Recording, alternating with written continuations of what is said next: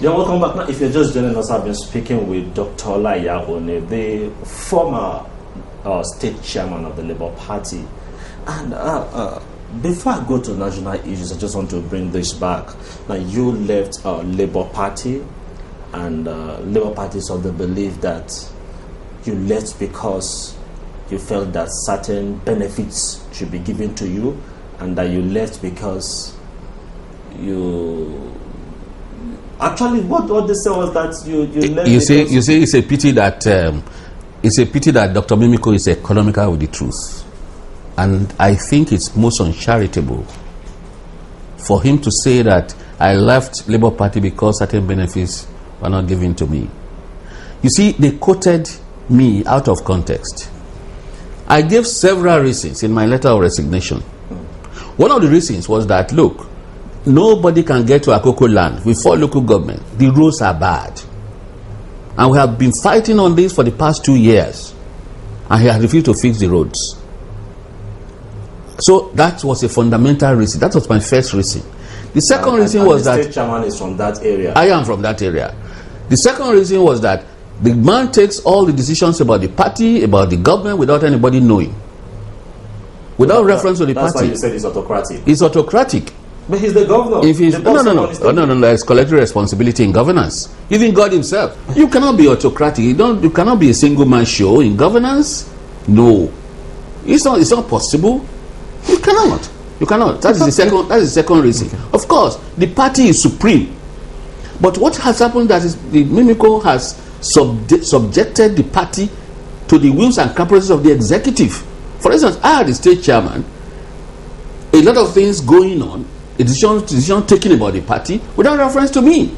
When did you start noticing this? I said it has started right from day one. Go and read my letter of retirement. Right from day one. Right from day one. I swallowed all the bitter pills. You see, I swallowed all the bitter pills because as the state chairman of the party, I should be the last man standing. I should not be the first man to cast a stone against the party. So I had to swallow all this, particularly as I knew that he was not doing that to me alone. He was doing it to all the other members of the party. And these people were going for election. Don't forget that we did an election in 2007 and our votes were stolen. When we regained our government in 2009, we felt that if we have a free and fair election, we're going to make it. And so at that point in time, I was prepared to swallow all the insults to be able to lead the party to the election of early this year. And as soon as that happened, and to God be the glory, we made 3 senators, 8 members of the House of Representatives out of 9, and 25 members of the House of Assembly out of 26. And I went to Mimiko and I said, yes, I think it's time I left. Because I can no more tolerate the way you have been running the party and the government. I had to leave. So, listen, I went to him and I told him this. He said, yes, I told him this in the presence of Dr. Olaiya. It's not a matter of any secret. I went to him and I told him this. He said, no, Chairman, you cannot leave. I said, I will leave. Then the second week, I just gave him my letter of retirement, of resignation. Now let's just take a look at this issue. We know Governor Mimiko came into Labour Party from the PDP. Yes. You've been a technocrat. Yes. Now, could it be that he suspected that you have certain other leanings because he's been a staunch Labour Party man, so he's not even thinking about a PDP. He does not have any PDP agenda. Right from day one, Mimiko did not have his mind in Labour Party. I will tell you, certainly Obasanjo came here. He said, although Mimiko is in Labour Party, his spirit is in PDP. Right from day one. In fact, on so many occasions, leadership of Labour Party had gone to interview Mimiko. Are you going back to PDP? We confronted him right from day one. You mean he's in Labour Party as governor and he's fraternizing with PDP? Bode George, Aneni, all the top shots in Labour in PDP were his friends. And so we went and confronted him. That is a public pronouncement now. And people of Ondo said, leadership of the Labour Party, we confronted him. We said, this free of fraternizing with PDP is suspicious. Do you want to go back to PDP? He said, no, he's not going back. All right, look at what he has done. Most of the appointments that he has been making over the last 6 months or so have been PDP. Oh yes, you have been PDP people. You think he will go to the party that the man he removed is Agagwe is still there holding sway? Well, that is the dynamics of human mind. And so where are you moving to now? Myself? Oh, I am moving to where there will be democracy and good governance. No, can we just be specific? Where are you moving to? I am moving to, well, maybe you have the privilege of having this information for the first time, because I've never told anybody I'm moving to anywhere. And I'm going to tell them that since the Labour Party has derailed from the original concept with which we brought it in, we have to move out. And where do we move into? PDP perished the idea.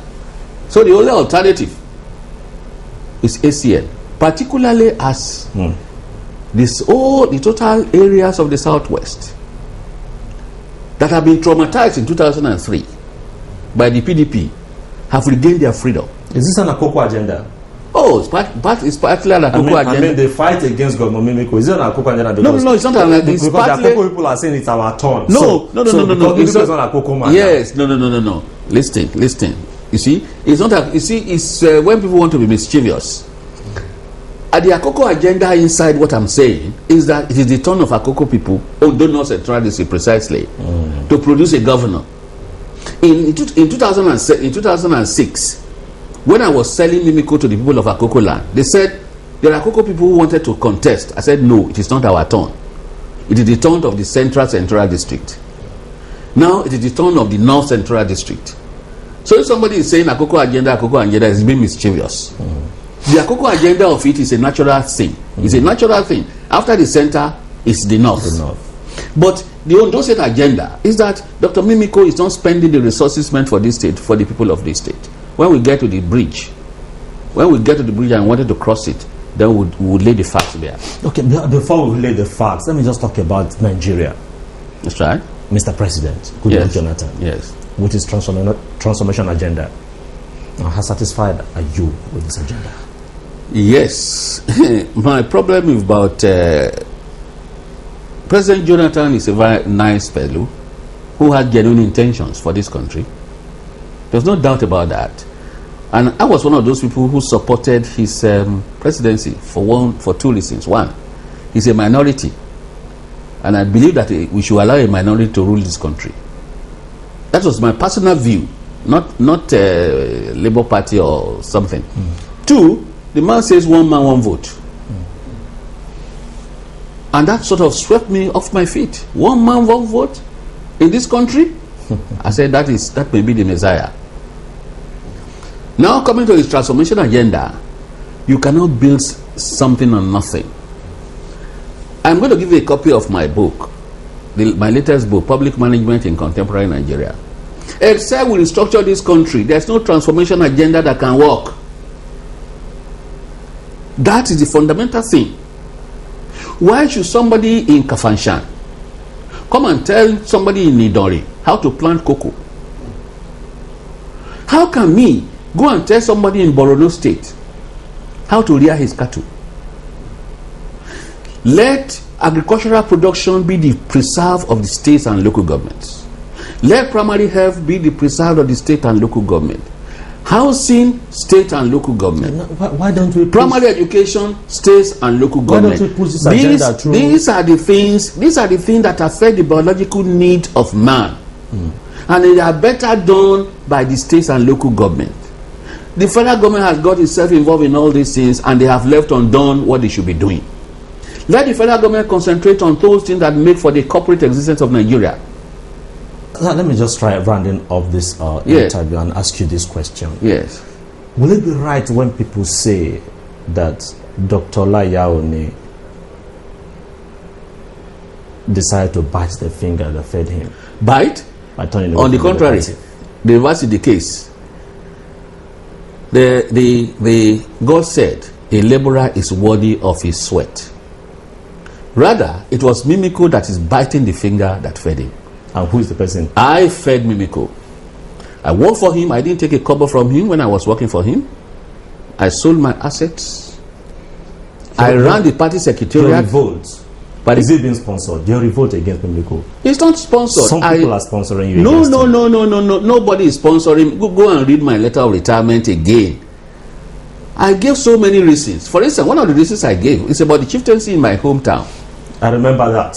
The chieftaincy in my hometown, because I supported Mimiko, Dr. Agagu went, but after begging me, including financial inducement, and said no. He went and installed the son of a bastard as the paramount ruler. Call the paramount ruler of your area The son of a bastard. Yes, yes. That is too heavy for Let them go to court. We are in court now, and that statement I've just made is in the court. It's a slave. It's so a slave. You had wanted Mimiko to upturn it? Yeah, of course, naturally. Mimiko said I shouldn't worry, but when we get there, and then when we now got there, then the court now said yes, that man had been installed quite illegally. The appointment was nullified. The court nullified it? Nullified, the court nullified it. And that is the same Mimiko who now went and embraced this man who had been nullified by the court. That is executive recklessness on his part. That is executive lawlessness. He promised you that when they get into government, he will look into it. He refused to look into it. Then the court now nullified that. Nullified it, and yet he still went and embraced the same man. The court had nullified. That is lawlessness. That's why one of the reasons why you are bitter against him. Oh, I am bitter against Mimiko because he has been doing on the unusual. I mean, how can you go? He is a product of the rule of law. How can the court nullify the appointment of Anoba? And simply because I have resigned from Labour Party, you now went and embraced that Oba. It's because he has immunity. I should have taken him to court. Thank you so much, Dr. Olaiya. Thank you very much. Thank you. Now you've had it all. Been frank about the developmental issues in Ondo State. Now, until we come your way again next week on the same platform, Fireworks, my name remains Shumama. Bye-bye.